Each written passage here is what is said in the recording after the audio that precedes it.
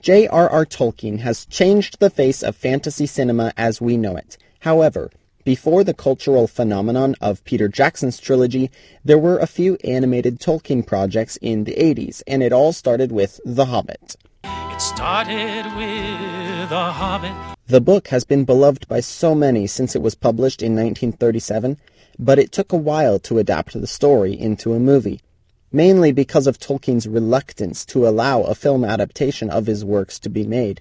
But nevertheless, Rankin and Bass produced a feature film of The Hobbit in 1977, 40 years after the book came out. This movie starts with a neat prologue and exposition. They quickly establish the setting, and we glimpse the beautiful art style. Our protagonist, Bilbo Baggins, is revealed to be entirely happy and content where he is, and has no need to go on an adventure.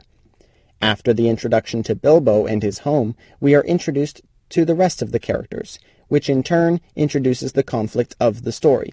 Within 15 minutes of screen time, Bilbo finds himself whisked off into a completely unexpected adventure with a group of 13 dwarves and a wizard. I immensely enjoyed watching this film for the first time a few years ago, and still love watching it. Every major character plays his part in the story, and very little of its short duration is wasted. Rankin and Bass pull off their signature animated 80s fantasy style that they used for The Last Unicorn, but make it seem more natural to the source material of The Hobbit. A talented cast of voice actors, including John Huston and Orson Bean, put in solid performances that complement the animation. The artwork is beautiful, the dialogue is crisp, but Rankin and Bass pull off the most stellar part of their performance in the movie's soundtrack.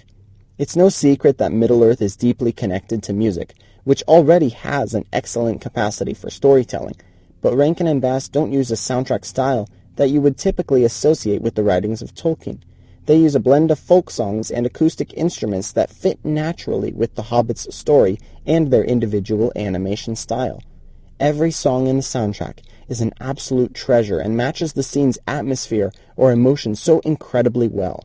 It's honestly impressive how they were able to fit so much cinematic power into such simplistic scenes.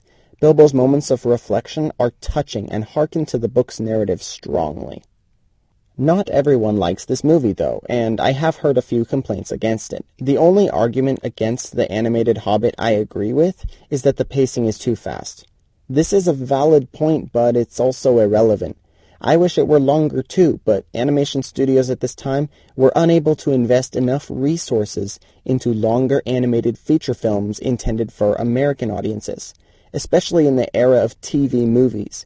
These films were only distributed on channel television instead of in real theaters. So, we can wish that Rankin and Bass made The Hobbit a longer film to delve deeper into the wonderful character of Bilbo Baggins, but it doesn't count against the film's merits. The movie is still good for fully articulating the main story of Tolkien's book in 78 minutes. Another point some people have is that this movie is animated. If you watch The Hobbit and do not like it because it's just a drawing, then I'm sorry about that. I like animation. The overall atmosphere of the movie is fun. Animation at this time was more simple than what it has become today, and even though the technical cinematic components of the film limit themselves to simple pans, tracking, close-ups, and zoom shots, it just adds to the unique experience of watching the first on-screen version of Tolkien's works. To fairly critique The Hobbit, I want to include commentary on how good the movie is when analyzed as an adaptation of the book, and considering the film's quality in and of itself. Rankin and Bass effectively adapted the content of the original novel in their animation. The characterization, screenplay, dialogue, and songs all work towards representing the themes and characteristics of Tolkien's book, which helps me appreciate the movie.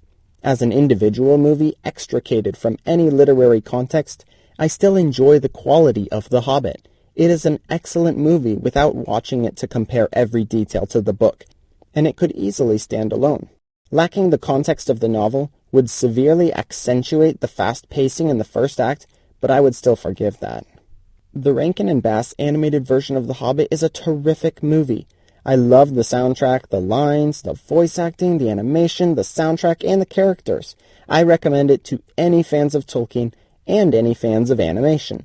Even though future Tolkien films would overshadow this film, I'm glad it came out so well and accomplished so much the first time somebody adapted The Hobbit.